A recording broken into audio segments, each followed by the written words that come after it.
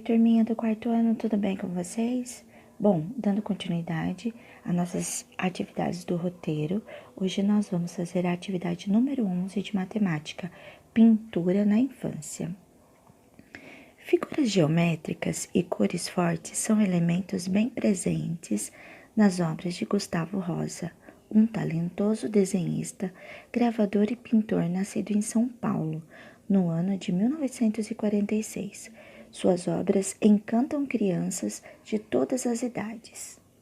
Bom, então vamos ver a obra dele. Então, aqui está a obra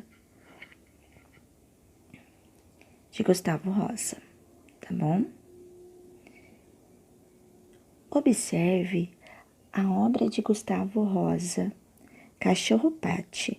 Encontra as formas geométricas, desenhe-as e escreva os nomes abaixo. Então, você vai vir aqui, né?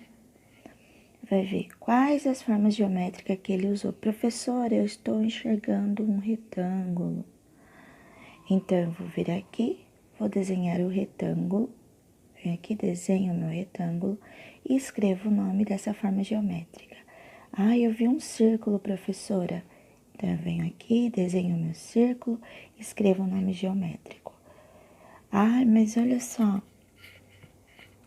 Eu contei e deu 18 retângulos. Eu vou ter que desenhar 18 retângulos aqui? Não, pessoal. Você vai desenhar apenas um retângulo só, tá bom? Bom, a atividade A é bem tranquilinha. Vamos para a atividade B. A atividade B fala assim: Beatriz fez um desenho utilizando 84 retângulos, mas apagou 36 e desenhou 45. No lugar, quantas formas geométricas Beatriz utilizou em seu desenho? Então, ele quer saber o total aí, né, de formas geométricas que Beatriz utilizou em seu desenho. Tudo bem?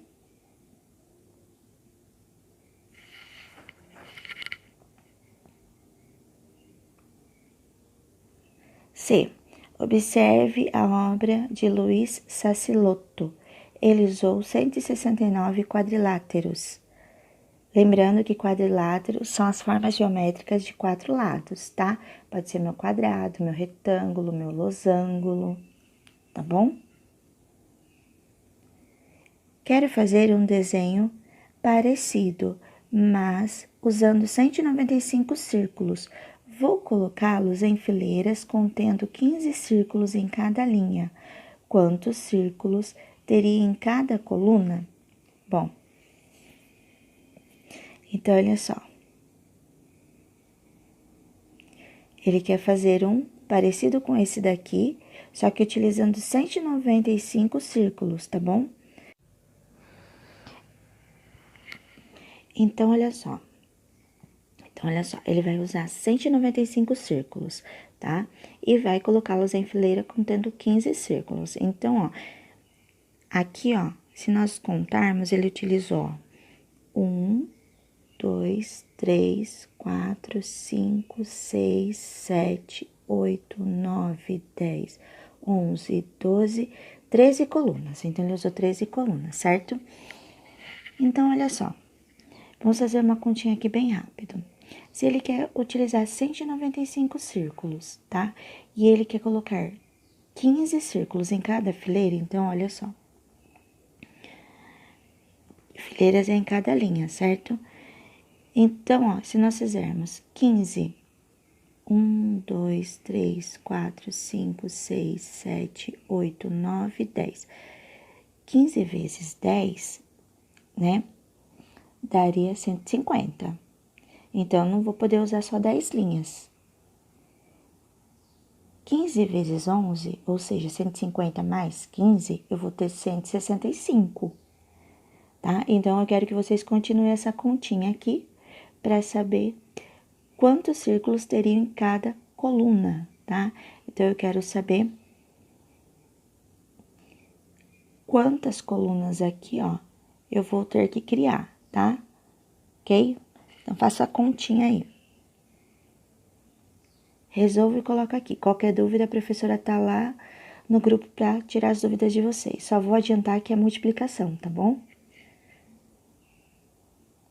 Depois, vocês vão vir aqui, ó, vamos jogar Tangram, tá? Para se divertir. Olha só, a professora, eu vou deixar esse link aqui, ó, lá no grupo, eu vou copiar e vou deixar para vocês, tá bom?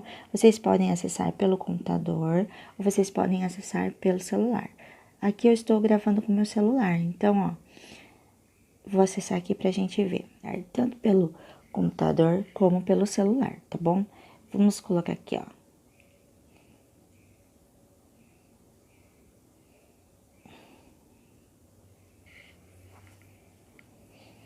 Então, olha só, é um joguinho, tá? De Tangram, tá vendo? Então, você pode acessar aqui, ó.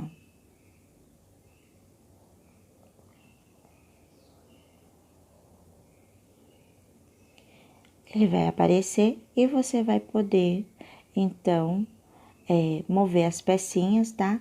E trazer e ir montando aqui, ó, a pecinha, tá bom? Então, é isso, crianças. Eu vou deixar para vocês lá o link lá no grupo, tá bom? Eu vou postar lá no grupo para vocês acessarem. Pessoal, então, dando continuidade às nossas atividades, vamos para o livro de História, página 82 e 83, tá bom? O território indígena. Em 1500, a população indígena era de cerca de 4 milhões de pessoas, organizadas em mais de 1.000 grupos étnicos, que ocupavam todo o território brasileiro. Com a colonização, as terras indígenas e a quantidade de povos nativos diminuíram muito. Os indígenas eram vistos pelos colonizadores como um obstáculo à ocupação das terras, pois resistiram ao processo de colonização, criando estratégias, alianças e até a guerra para defender seu território. Bom, a partir de 1530, as terras indígenas do litoral brasileiro foram sendo ocupadas pelos portugueses, com o objetivo de extrair pau-brasil e instalar feitorias e engenhos de cana-de-açúcar. Então, olha só, o que aconteceu? Os portugueses chegaram, invadiram, né, o Brasil, só que aqui já existiam os índios. E aí, esses índios não entendiam porque eles queriam derrubar todo o pau-brasil, eles queriam cortar todas as árvores, derrubar todas as árvores, né? Porque as árvores, os índios, eles necessitavam das árvores porque os animais viviam ali, eles sobreviviam da pesca, da agricultura. Então, eles não entendiam por que os portugueses precisavam derrubar e eles não concordavam. Então, o que eles fizeram? Eles fizeram aliança entre eles para poderem expulsar os portugueses daqui. Só que os portugueses, eles tinham armas que eram armas diferentes das armas que os índios estavam acostumados, porque os índios utilizavam as lanças para caçar, né? E os portugueses já tinham armas de fogo. Então, os índios se uniam e faziam algum tipo de estratégia, né? Para que os portugueses não destruíssem mais do que eles já estavam devastando o Brasil, tá bom? Porque, na verdade, os portugueses eles estavam visando lucro, eles queriam plantar cana-de-açúcar, fazer os engenhos de cana-de-açúcar para vender, né, açúcar. Mas os índios não concordavam. Então, por isso que os índios eles eram um empecilho para os portugueses, para fazer a colonização. Nos anos 1600 e 1700, com a descoberta das minas de ouro, começou a exploração das terras indígenas, na região onde hoje estão localizados os estados de Minas Gerais, Mato Grosso e Goiás. As terras indígenas foram ocupadas por pequenas vilas comerciais e aldeamento jesuítico. Com a ocupação de seu território, muitos indígenas fugiram para o interior das matas para evitar o aprisionamento e muitos outros passaram a viver nos aldeamentos. Após 1750, os portugueses começaram a ocupação dos chamados sertões do Brasil, sobretudo na região amazônica. Nos anos 1900, o cultivo de café nas regiões sul e sudeste e a construção de ferrovias desalojaram mais indígenas de suas terras. O processo de colonização levou à extinção centenas de grupos indígenas e reduziu muito as áreas ocupadas por eles. Em 1823, o número de indígenas no Brasil não chegava a 1 milhão. Hoje esse número é de 817,9 mil indivíduos distribuídos em 305 etnias. Então, olha só, reduziu drasticamente, né? Porque muitos desses índios, eles lutaram, né, por condições melhores. Bom, então agora na página 83, vocês vão responder as perguntas, tá bom? Então vamos para as perguntas. Pergunta 6. Por que os indígenas eram vistos pelos colonizadores como um obstáculo? Tá bom? Então vocês vão responder aí para a professora. Observe a imagem para responder as questões, tá? Então olha só, a figura é o desmatamento de uma floresta, que foi tirado, é uma gravura do álbum Viagem Pitoresca, através do Brasil, tá bom? Então, a primeira descreva a imagem e o que ela está representando. Então, a A é, descreva a imagem e o que ela está representando. B, explique como essas atividades colaborou para diminuir o número de terras indígenas, tá? Então, vocês vão fazer a A e a B da número 2, tá bom? Pessoal, voltando aqui na gravura, tá? Prestem atenção aí, olha só. Deixa a professora aumentar mais.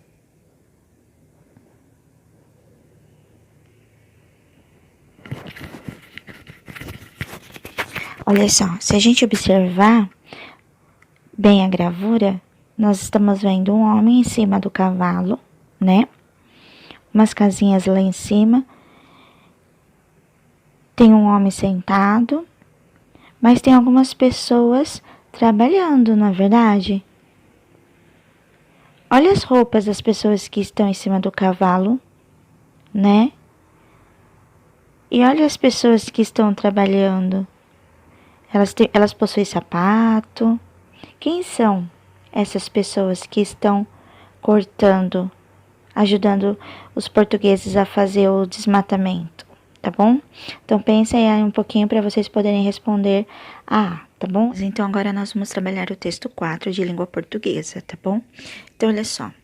É importante vocês observarem a imagem aqui, ó, para poder responder as questões, tá bom? Então, vou aumentar aqui para vocês verem. Então, o título fala assim, ó. Faça milhares de crianças felizes. Dê um brinquedo para o seu filho. Comprando qualquer brinquedo do sítio do Pica-Pau Amarelo, parte do valor é doada para a Criança Esperança. Ajude. Então, ali eu tenho o logo.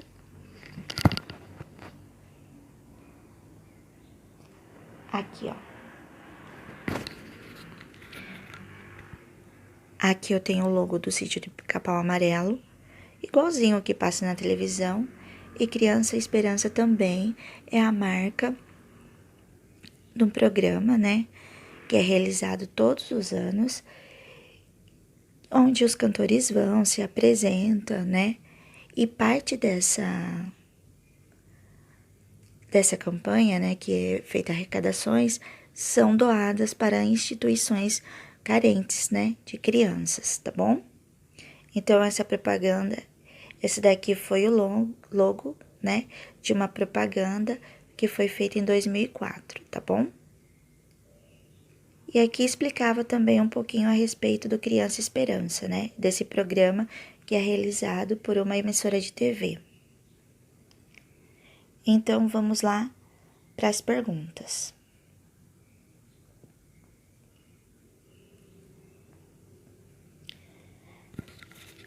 A propaganda mostra que para fazer milhares de crianças felizes, deve-se dar bichinhos de estimação, bonecos simpáticos, brinquedos do sítio, livros de historinha. Bom, essa fica bem fácil, né? Já tá lá na propaganda.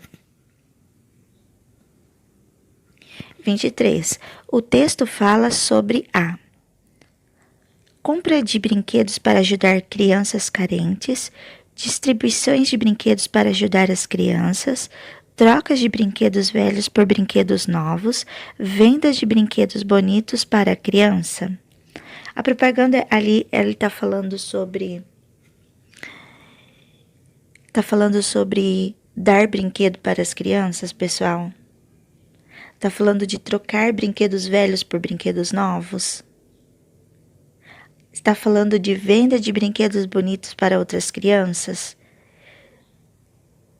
Qual é o intuito deste programa Criança Esperança, tá? Então pense aí um pouquinho.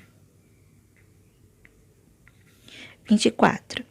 Essa propaganda foi feita para aconselhar os pais a dar brinquedo para os filhos, convidar os pais para uma brincadeira com as personagens, explicar aos pais o que é Criança Esperança, convencer os pais a comprar brinquedo do sítio. Então, lá em cima, a propaganda, ela explica, ela está explicando, ela está aconselhando, ela está convidando, ou ela está tentando melhor, ela está convencendo, né? Tentando convencer os pais ali, tá? Então, qualquer dúvida, volte lá na propaganda, tá? Pause o videozinho, preste atenção, porque o de vocês ficou pequeno e não tem como ler, tá? Então, por isso que a professora aumentou aí para vocês verem ele colorido. Sítio e Criança Esperança foram escritos com letras diferentes do resto do texto para ficar A. Igual na TV, mais bonito, mais colorido ou mais engraçado. Tá bom? Então aí vocês vão colocar um xizinho na alternativa que vocês viram que está correta, tá bom? Então é isso, criança. Essas são as atividades de hoje. Fiquem com Deus, beijos e até a próxima aula.